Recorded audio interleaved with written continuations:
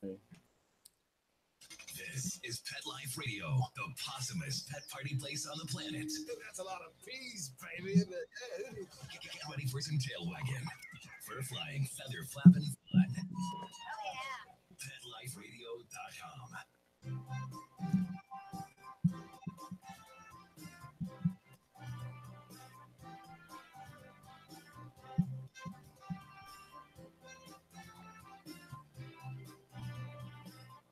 Okay. And good morning, good afternoon, whatever the case may be, where you happen to be at this moment in time. I certainly hope that you remember to change your clocks, or else you've been waiting to hear the show for an hour. And the only ones you didn't know about the time change were my animals. And they let you know when it's time to eat and time to go out. And certainly they were on their schedule, which was the old schedule. So I was up early anyway for them.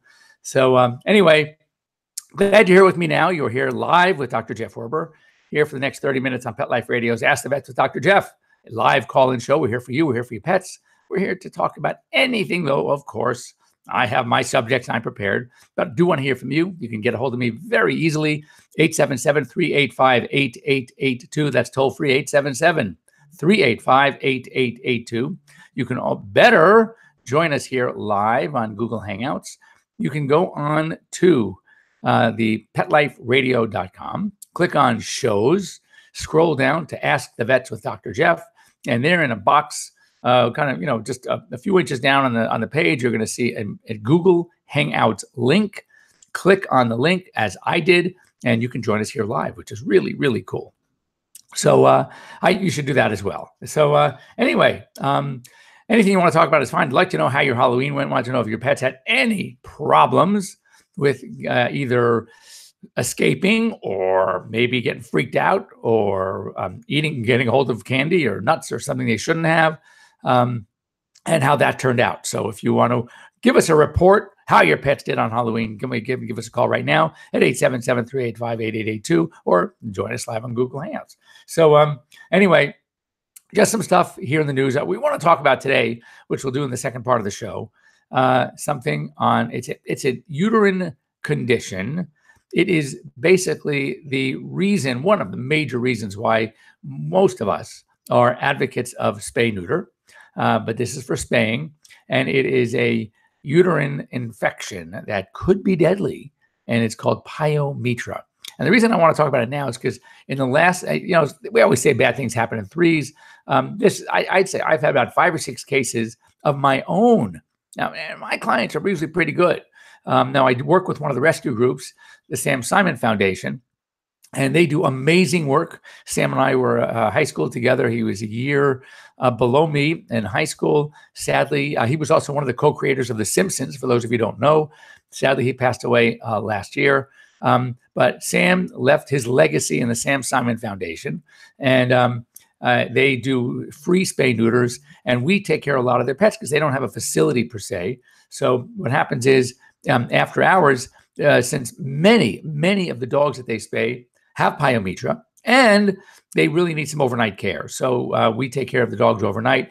So I'm used to seeing Sam Simon's dogs, the foundation's dogs with pyo, and they come and they say, we need to hospitalize overnight. No problem. But when I'm seeing my own patients with pyo, I am shocked. And I'm going to tell you a story, which is what brought this whole thing about. So we're going to talk about that second half of the show. Right now, until I hear from you, 877-385-8882, or join us live in Google Hangouts, I'm going to just go through some of the news items that I found interesting. This one you may have seen on the video. I saw it on the video, which was amazing. A eel fisherman, he's a commercial eel fisherman, jumps in to the ocean to save a whale that was caught in a large net and rope that was attached to a buoy, and he couldn't get out. And though it was a gutsy, some might say stupid thing to do, this guy jumps in the water, jumps on the back of the whale with a knife, and starts cutting the rope free, freeing up the whale.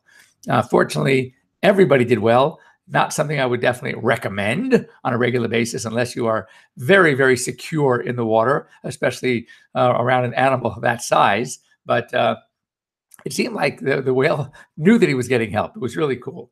Anyway, that's a good ending to a very potentially Terrible story. This is also interesting. And I found this very interesting because this you have to know, this goes back to a discussion that we've had as veterinarians, as veterinary students for years. And how do you learn surgery? How, to do it on a cadaver is to learn anatomy on a cadaver. Yeah, that I get. But there's nothing like feeling tissue. There's nothing like seeing the bleeding, how to handle the bleeding. And this is something that, has always plagued me. Those of us, so what we used to do at UC Davis, which was considered to be some of the most humane at that time, and this is 40 years ago, 35, 40 years ago, is we used to take dogs, they were shelter dogs that were on death row. They were going to be put to sleep. So instead of just putting them to sleep, what we would do is we would take them and we would do our surgeries on these dogs. And then, as far as the humaniacs, the welfare groups were concerned, we would not let them wake up. So they were euthanized right after our procedures. And of course, everything we did was very closely monitored by the professors, by the clinicians, by the residents. So, but you really get the feel for handling tissue, for seeing the bleeding, for knowing what it feels like, the inside of a belly, whatever, inside of a chest, do the heart, the beating heart. I mean, it really was a better way to go. Now, there were interestingly, some other schools, and again, I'm not being judgmental, and nor should you. This is some of the other theories where why, since we're so closely monitored, all right, why do we put these poor dogs to sleep and then have to put more to sleep? Let's take a dog per team per semester, and they ranked the procedures based on the procedure itself. And so whatever it was, whether it was doing a splenectomy, whether it was doing a spay-neuter, whether it was doing a nephrectomy, or removing a kidney, whether it was doing a cardiac patch, doing an amputation, whatever the surgery was. And then these dogs would get up. Many of the dogs were then adopted out to the students after everything was done. And if there was any problem, of course, in the surgery, then that animal would be put to sleep. But this way, the dogs they would go through the semester with their students, and then often would be adopted by one of the students on the team. That was another way to do it. Well, here's a way that's going to potentially make everybody happy. And that is, and again, these things, years and years and years in the making. There's synthetic canine cadavers. They have a real lifelike experience for the students. This is done at Cornell University. It's the first vet school that's doing it. They bleed. The animals can breathe. They have lifelike muscles and organs, bones. They're mostly made from water, salt, and fibers. And the cadavers, these fake cadavers or these lifelike cadavers, can be reused. So when there's skin incisions, they can patch them and just sort of put new skin on. And occasionally what will happen is the organs themselves need to be replaced every so often. So I have not seen it. I have not worked with it. I can't tell you whether it's the same, but I got to tell you this, for those naysayers out there who never liked the way students were taught tissue handling, the skills of surgery, let me ask you a question. Would you have wanted to go to a surgeon for a surgery on you where the surgeon never touched a real patient yet, just a fake one, just a cadaver, versus someone who's worked and learned on a real body? Of course, with extreme supervision, right under the wings of a clinician, of a professor, of a resident, a third-year resident, whatever the case may be. But I know for me personally, and from my comfort level getting out of school and doing surgery, I appreciated the fact that my experience, my learning experience, was on a real pet, a real animal. They were not suffering. They were anesthetized during the procedure, and they were put to sleep, which they were going to be anyway. So a lot of ways to think about it, a lot of ways to do it. But I know that as a surgeon, I am very happy that I at least got to learn on a real animal. And I think that this might be the closest thing. I haven't tried it. I don't know about it, but something to think about. Real life synthetic cadavers. Love it. Anyway, here's one. I'm dealing with this right now, even though California has now passed marijuana rules, marijuana laws that are allowing for legalization of marijuana. Veterinarians under the Veterinary Practice Act Still, we can talk about it. We can make suggestions. We can maybe give some facts and figures, but veterinarians in California still can't prescribe, dispense, or administer any marijuana products, which is a little bit frustrating because the data out there is overwhelmingly positive. We do still need more work done on toxicities. We, of course, and we've talked about this before, we know what the lethal dose is. We just don't know enough about the toxic dose. So how do we start studying the beneficial effects unless we know really what the toxic doses are? And of course, another complicating factor is the fact that there's so many different types of marijuanas out there and the strengths. It's not like back in the day, 40 years ago, where you bought an ounce of marijuana and that was it. Now I was in Aspen last year and we went into a dispensary and I was shocked at how many different types and strengths. And holy cow, you need a degree in just marijuana before you start working at these places. It's fascinating. Anyway, so for the few states where it's legal, I know in Colorado it can be prescribed. The next time this comes up before the California State Board is in 2020. So for the next year, at least, year and plus some, again, we do what I've been doing for years anyway, talking about it, giving them some things to read, but I personally can't say, oh, here's a prescription, go do it. This was interesting also, speaking of medications, drugs, this was a drug must in Maryland. And this stuff blows my mind. I'm sure you've heard of Special K, not the cereal, of course, but the drug that people were taking, the date rape drug. It's ketamine. It's a cat tranquilizer. Well, there's one that there was a drug bust where 21 people involved, $800,000 worth of drugs, and 20 pounds of xylazine. Xylazine is a tranquilizer, uses more in large animal than small, but we use it in veterinary and small animal medicine as well. And listen to this. They use it to add to heroin. So it's like, are you kidding? So in fact, there was actually a reported death in Maryland, not because of the heroin, probably because of the xylazine. So just another reason to don't do drugs. Very simple, but that blows my mind. That what are they going to think of next to stick into drugs? But that's frightening. This is a good one. This is a good one coming up. So, often we say that the answer to cancer. Oh, boy, that was a rhyme. I didn't really. The answer to cancer is going to be immunotherapy. Yes, of course, there's drugs. There's anti-cancer drugs. As we know, they take a tremendous toll on the body. But it's all in the genes. We all feel that, for example, there's certain cancers, if you don't have that underlying cancer gene, no matter what you do to the body, you're not. I'm sure you've heard of people that smoke cigarettes their entire life and have never gotten lung cancer. They just didn't have that cancer gene to modify, to mutate, to become cancerous, to turn it on, whatever the case may be. Conversely, you have people that never smoked a day in their life and get lung cancer, probably because of secondhand. So they obviously had this gene and it was turned on because of whatever exposure they had. Well, we think that the best way to treat cancer, the future is going to be immunotherapy, getting the body to beat its own cancer. And so the study was done. It's an experimental immunotherapy medication that has expanded the lifespan of dogs with osteosarcoma. Osteosarcoma is a bone cancer. We see it more in large breed dogs. That's one of the reasons why we've talked about this, that I'm becoming more of an advocate of not doing early neuter or spay in large breeds, as we find there's a link as well to bone cancer and early spay neuter. But anyway, the mean was usually about, with surgery, maybe some chemo, maybe about 6 to 9 months. This one, surgery alone was 134 days with nothing else but surgery. So 3 months on surgery.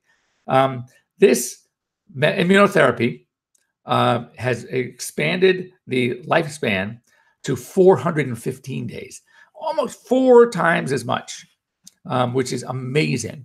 So again, it's experimental. It's not out on the market yet, but it doesn't surprise me that something using immunotherapy is really going to be the answer to how we treat some of these cancers.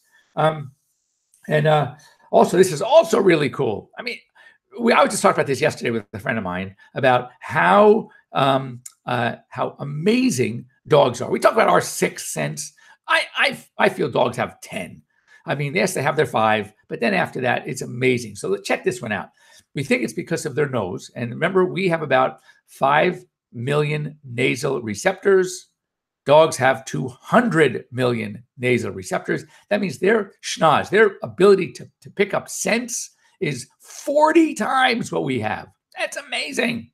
So this is a good one.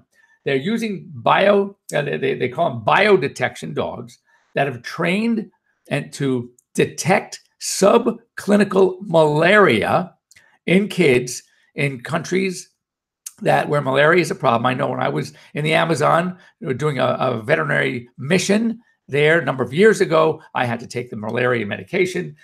Malaria is prevalent there. So, and they pick it up by smelling the kids' socks. And they can identify those kids that were exposed to or even have malaria. Listen to this, 70% sensitivity and then 90% specificity. So if they detect it, there's a 90% chance it's specific for the malaria infection. That's amazing. So whatever you're thinking about dogs and their uses, not uses, what they're good for, man, when you have a story like this, it just says, you know what? I'm certainly glad that they are sharing our planet with us, or we're sharing their planet with them, however you want to look at it. And then last one, Dr. Google. Dr. Google isn't such a great vet. And this is from the AVMA. Again, I've been telling this for years. I actually have a mug. I think I've shown it to you before. It says, don't confuse your Google search with my veterinary degree.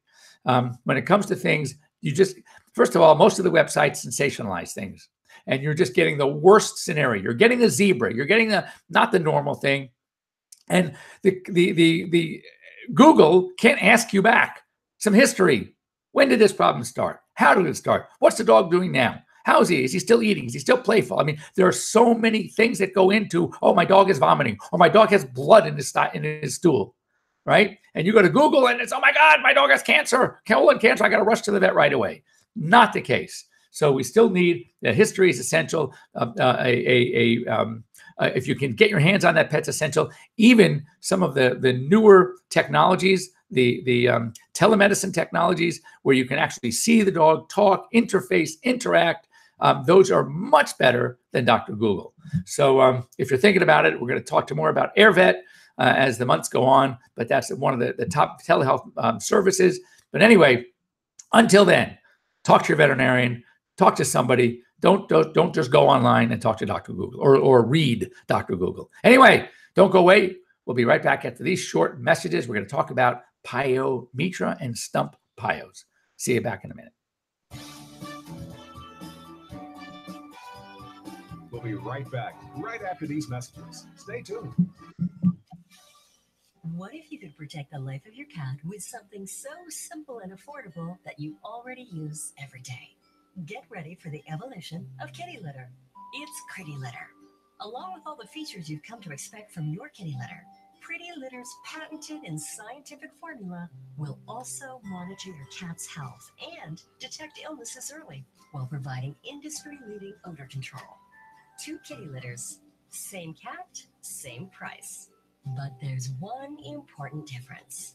Pretty Litter reacts to your cat's waste by detecting health issues simply by changing color. And the key is that Pretty Litter detects these issues before your cat shows symptoms of physical illness or pain, likely saving you major dollars in vet bills while protecting the health of your cat. What do you think, little guy? Ready to switch litter? Pretty Litter. Colorful insight into your cat's health. Go to prettylittercats.com/cat101 or use coupon code CAT101 to get 20% off your first subscription order. Put on a perfectly possum pet party. Having an awesome birthday or adoption day celebration for your 4-legged friend? Or just want a fun excuse to throw a fun party with your friends from the dog park? Deck out your party with Molly and Bandit Pet Party accessories. Party products designed specifically for pets. There are wearables, including adjustable pet party hats, bow ties, and tutus. The photo prop kits include funny glasses and hats. The party supplies and decorations include coordinating table covers, party banners, cake decorations, and treat bowls, cups, and bags. Everything you need to create great memories and Instagram-worthy photos. They're available in 2 colorful themes, tropical and fireman. It's a dog's life. Celebrate it with Molly and Bandit Pet Party at mollyandbanditpetparty.com/petlife.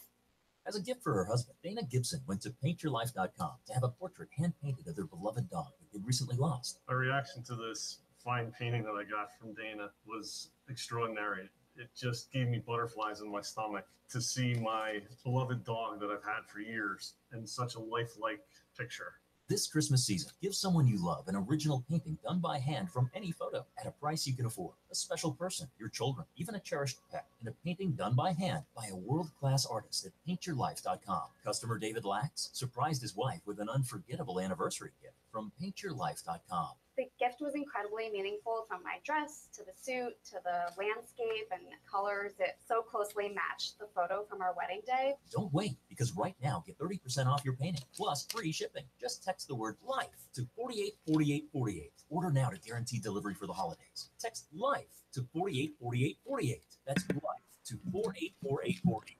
Does your dog itch, scratch, stink, or shed like crazy?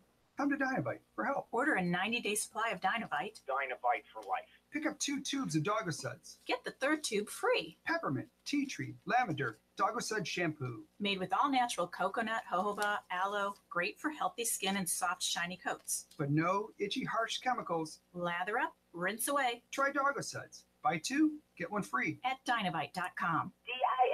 DINOVITE.com.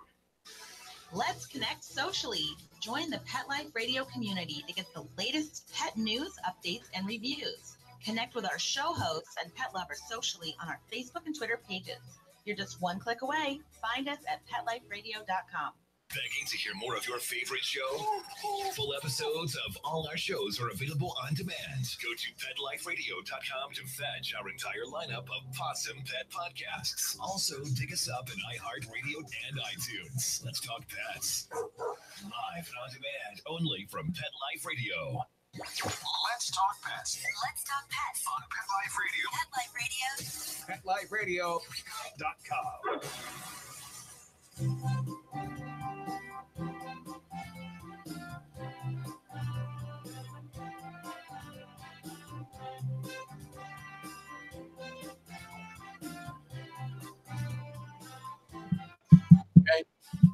And welcome back. You're here live with Dr. Jeff here on Pet Life Radio's Ask the Vets with Dr. Jeff, and here to talk about pyometra. What's pyometra? Well, pyometra is a uterine infection. It is obviously you need a uterus to have a uterine infection, but more importantly, interestingly, you need to have ovaries to have a uterine infection. Because in the United States, we have always done what's called an OVH, ovariohysterectomy. When we do our surgery, we remove the ovaries and the uterus. In most parts of the world, they do an ovariectomy. They leave the uterus and they just take the ovaries. And what we know is without the hormone influences, the female hormone, the uterus shrivels up and dies. And so with when a dog gets a pyometra, it usually follows a heat. And it could be 8 weeks or so after a heat, but the uterus gets severely infected and it fills up with pus. There are 2 types of infections. One is called an open pyometra or open pyo, and a closed pyo. The closed is a little bit more dangerous. Why? There's no place for this discharge, this infection to drain, and therefore the uterus fills up. It's huge. And just to put it in perspective, you can have a dog, normal white cell count of a dog is around 17,500 white cells, okay? It's rated per deciliter. Well, in a normal dog, in a dog with pyo, it can go up to 75,000, 100,000. It's ridiculously high. These dogs get overwhelming infections. And they stop eating, they're sick, they're febrile, etc. In an open pyo, it's a little easier for at least you to make a decision that there's something wrong because you see a continued drainage coming out of the vaginal area, and you say, oh my God, my dog is sick. We typically see this in older dogs, but it can happen in a young dog too. I have one recently that was a fairly young dog that had a PIO. So now what about what we call a stump PIO? This is where we knew that it is really the ovaries that dictate. So if in fact, when you do an ovariectomy, you just remove the ovaries, that the uterus dies, it just shrivels up into a band of tissue, then what happens? Why is it that we occasionally see what's called a stump PIO?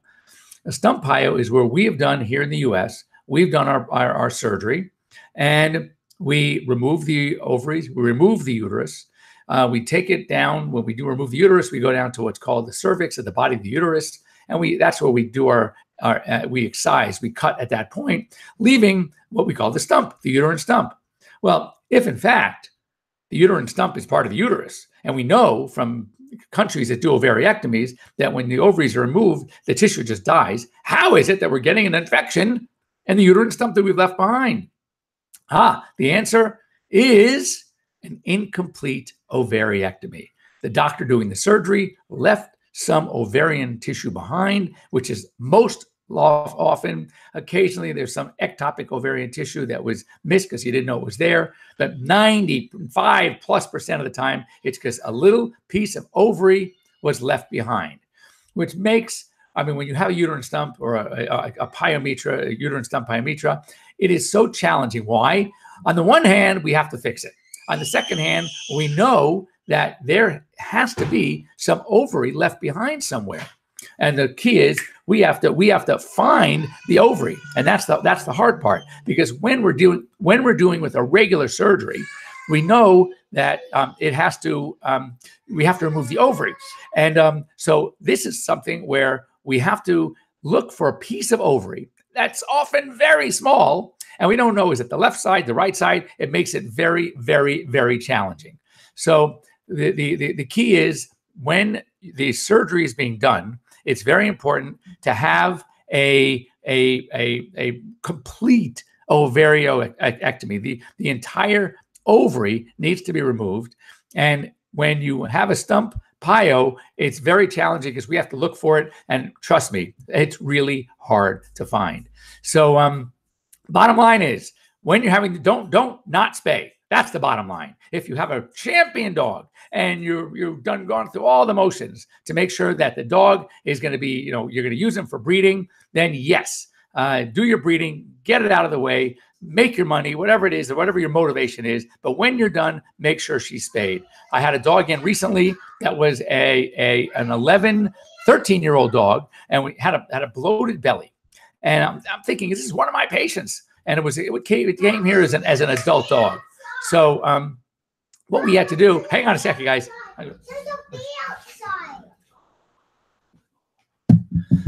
So I'm taking care of my grandchildren. How fun is that? So at least may as well come and say hello. You can see him in the background. So anyway, I'm talking to the owner about this terrible infection, high fever, and I'm trying to figure out what it is. And the belly is like feeling very plump. And the guy says to me, so I said, I think we're going to have to go in and explore. I did an ultrasound. I could see something was there. Didn't know what it was. And he goes, oh, you think while she's under anesthesia, you could spay her? I'm going, she's not spayed. No wonder. Yeah, there's her answer. Sure enough, pyometra. So we did the spay, and that's all we had to do. The dog is doing great. But anyway, that's how we know. So as you can see, I have my grandkids today, and they're playing with our little hamster. Remember our hamster. And so that's all we have time for. I would love to hear from you. Any topic you want to hear about, anything that you're not sure about, don't go to Dr. Google. You can go to Dr. Google for a little bit of information, but if you really want to get the meat of it, you have free veterinary advice here every Sunday morning. Take advantage of it.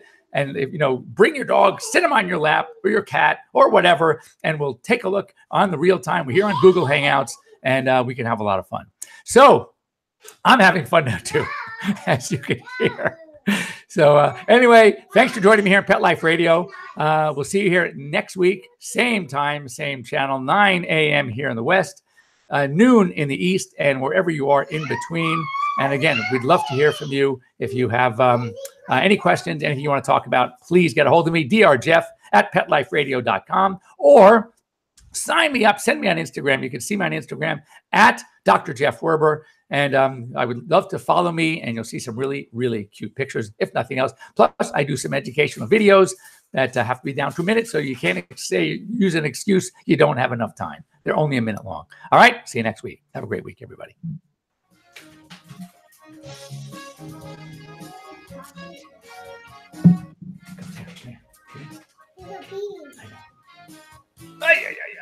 Say hi to Mark. Say hi, Mark. You say hi to Mark. Say Mark. That's Mark right there. You say, hey, Mark. Say hi, Mark. Go ahead. You can say hi. Say hi, Mark. Are you shy now? You were certainly not shy a minute ago.